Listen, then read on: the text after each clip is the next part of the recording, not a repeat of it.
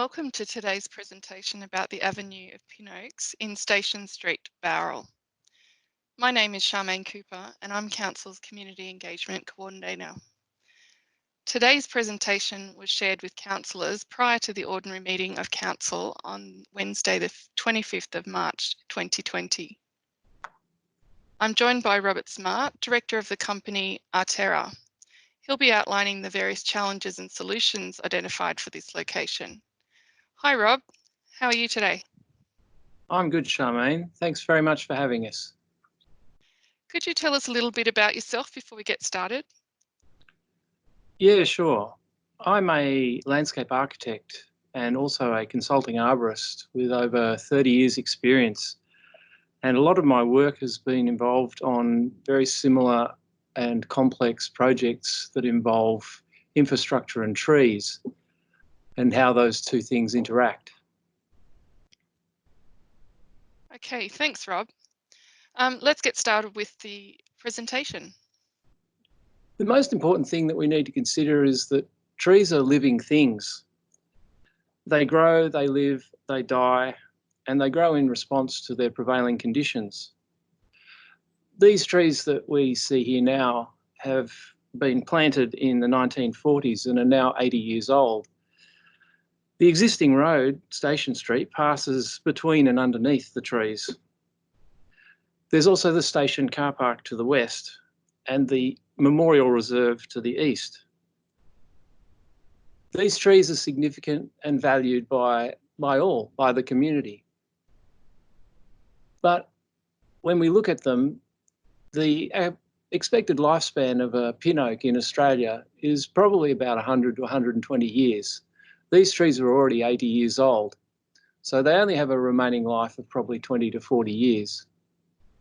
The other thing to consider is that older and stressed trees are typically less tolerant of impacts and construction impacts around them. As I said, trees also grow in response to their prevailing conditions, and sometimes when existing trees are removed, it can open up other individuals in the group to more vulnerable circumstances. Trees are basically big biological engines. They suck up water from the soil, pumping it up to the leaves where it gets transformed and combined with carbon dioxide to form sugars, which keeps the trees alive.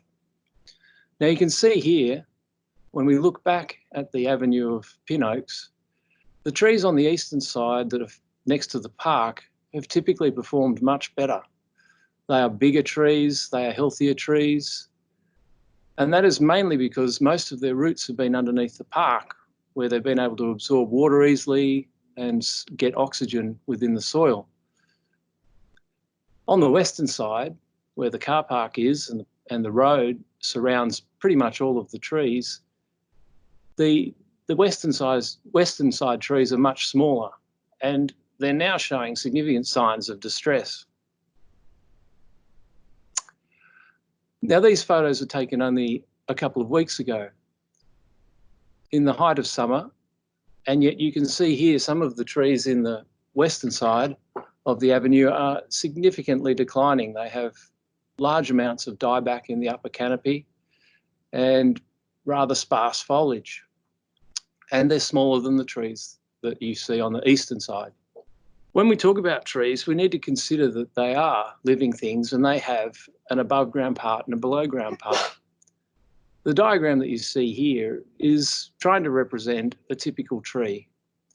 Now, this is not me making it up. This is a diagram that you can find in just about any textbook regarding trees. Importantly, it's showing you that at the base of the tree, the roots fan out in a big plate. And they're typically very shallow, and that is to gain water and also to gain oxygen. They need to breathe just like the rest of the tree. Now, what you see there is also two zones which I've highlighted. One is called the tree protection zone. This is a larger area around the tree which is required to keep the tree healthy.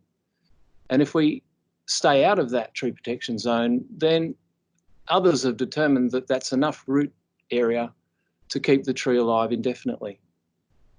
A much smaller zone, which you see towards the trunk of the tree, is called the structural root zone. If we start to impact roots or cut roots in that zone, what happens is that the tree is severely impacted, but more importantly, it's also potentially unstable as a structure and can fall over. Those two measurements are dictated by an Australian standard and the measurements of the trunk at both breast height and ground level. And if you don't believe me, here's some photos of how trees can grow below the ground, where people have excavated the soil to show what happens below ground. The idea of a taproot and roots going very deep is very, very uncommon and only happens in certain species of tree. Most trees, like these pin oaks, will have a fanning root system like you see here, in a very shallow plate that's only 3 or 4, maybe 500 millimetres below the surface. Now, these trees have been growing next to the road for 80 years. Some time back, the engineering standards and road construction standards probably weren't as good and as stringent as they are now. So there's likely to be reasonable soils below the existing roadway. And you can see here, given the proximity of the trees to the road, that the roots will have grown under and below the existing road. And you can see here there's some cracks in the footpath, in the curb, which probably indicate that there's significant roots that are growing underneath that curb and out into the road. On the eastern side, much of the root development would have been under the park because that would have been a preferable zone for the roots to develop. Roots are basically opportunistic. They will grow where the conditions are best. And we found this throughout my investigations in similar sorts of projects. You can very frequently remove curbs and excavate next to curbs and find quite large roots growing directly underneath the curb and out underneath the asphalt and road base. In fact, when oxygen is at a premium, the roots will often grow directly underneath the asphalt into the road base because that's the easiest and least path of least resistance to root development. We've got to remember that roots start as basically microscopic, almost hair-like structures that work their way through the soil. Only some years later do they expand and grow into the large structural roots that we see near the tree. Now, the reason we're giving this presentation is a set of rather unfortunate circumstances. This diagram, which you're seeing on the screen now, illustrates what the previous design was for the Station Street upgrade, where we had positioned a car park in amongst the existing avenue, and we were able to keep a number of trees that were on the western side because the roadway was further away, which you can see in the grey, darker bit of the road. The red lines, however, indicate what the latest design is, and this is due to requirements of Sydney Rail, which required the additional car parking to be installed on the western side near the station, and the road has now moved over, and in fact, one of the Station Street upgrade carriageways has to still go between the two rows of trees. Now, with this design, this is the design we're working with. As you can see, a number of trees fall literally within the road construction, and therefore they can't be retained on the western side. That only leaves 3 trees that are currently designed within a median strip on that western side. And it's these 3 trees that I'm really talking about, plus the trees on the eastern side in the reserve.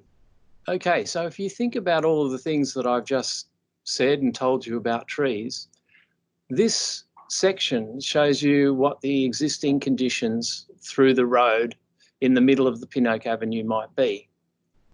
You've got the eastern trees that front the park on the left-hand side, and you've got the western trees that are in between the existing roadway and the station car park on the right. Now, the proposed southbound road of Station Street upgrade can go between the existing trees much the same as the existing road does, and therefore there's very little impact to those trees. However, on the western side, we need to construct a whole new roadway. And this is going to involve cutting down and forming sufficient depths for pavements and roads and what have you. And you can see there on the right-hand side of the diagram that the hatching, indicates that that is going to potentially remove a great amount of the roots on the western side of the western trees.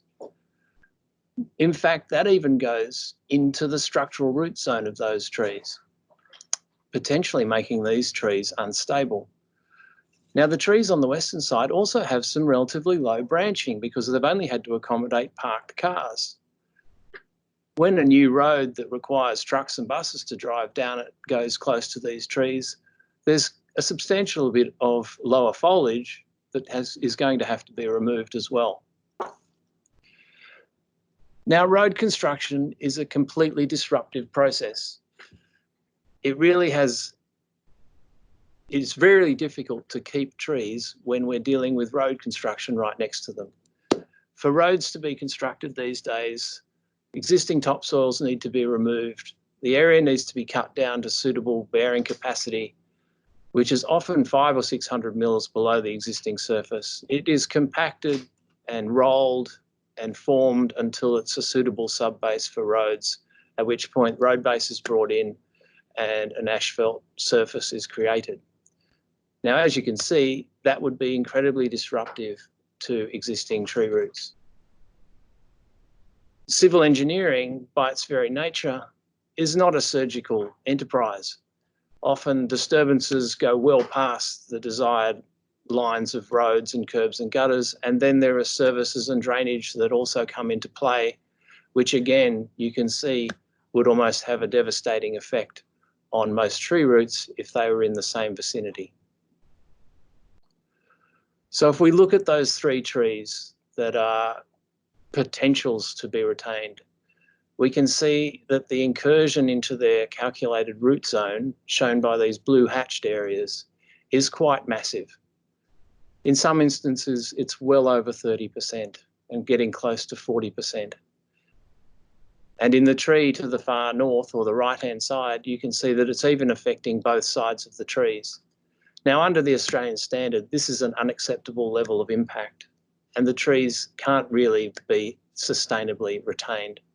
And apart from that tree protection zone, which was that outer circle, if you remember that early slide, we then have the structural root zone. And you can see here that we've got curb and gutter construction happening quite often on both sides of those three remaining trees on the western side, and it's within the structural root zone.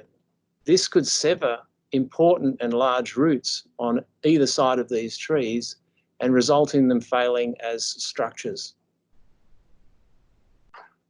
And this is what happens when that is ignored. This is a tree, it was trenched nearby its root zone for services, and some years later, in an extreme wind event, it has failed. And I've just shown you an image, what happens when trees fail, and I've shown you the plan that shows the impact that we're going to have on the structural root zone. The second thing is that the strongest winds in Bowral most commonly come from the south and the west, and they're reasonably frequent, but we've potentially just cut roots on the south side of the tree. That really leads to a potential where those trees, without having roots on their western side, will fail and fail across the roadway. And then, as I discussed, you can see here that the remaining good foliage on these three western trees is actually quite low on the western side and would have to be trimmed right up to facilitate trucks and buses and so on going underneath. Now, that would be removing a substantial amount of foliage from these trees, because remember that most of them have dieback in their upper canopy. This will also have a substantial impact on these trees. So where does that leave us? Well, we've been working very closely with the engineers on this project, and we believe we can have the southbound road corridor running down on top of the existing carriageway that's there now between the trees, and that can be installed with very little impact to the trees on the eastern side. And it's certainly our endeavour to try and keep the eastern trees as unaffected as possible, and we believe we can do that. And all of the work required can be outside of their structural root zones and their tree protection zones.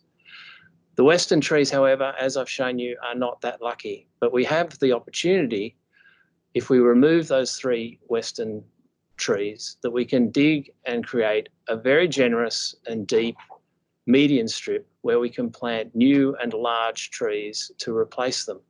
And this can be started to be seen as like a succession plan for this avenue. We keep the eastern side and we replant the western side with tailor-made and good growing conditions for new trees. On the far western side, the roadway can be then constructed without hindrance and to the full depths and requirements of the engineering standard for roadways today.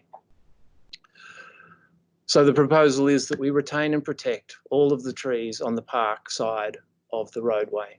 And in fact, we may even be able to enhance some of their growing conditions to the north as the roadway will get further away from them.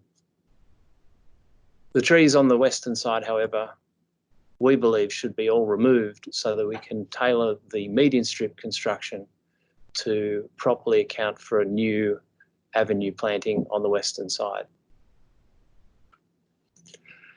And we have a rare opportunity. We have managed to secure and source 5 large pin oaks that are already 6 or 7 metres tall in a wholesale nursery within Sydney. These are currently growing in 1,500 litre containers. They're 6 or 7 metres tall. They're excellent examples of this species, and fortunately, it is the species we require. So that means we have the potential to remove these rather substandard trees on the western side of the Pin Oak Avenue and replace them with new trees that are almost already half the height of the trees that we're removing. And they can be going into tailor-made spaces with good drainage, good soil volumes, and appropriate setbacks from the adjoining curb and gutter. This is a plan.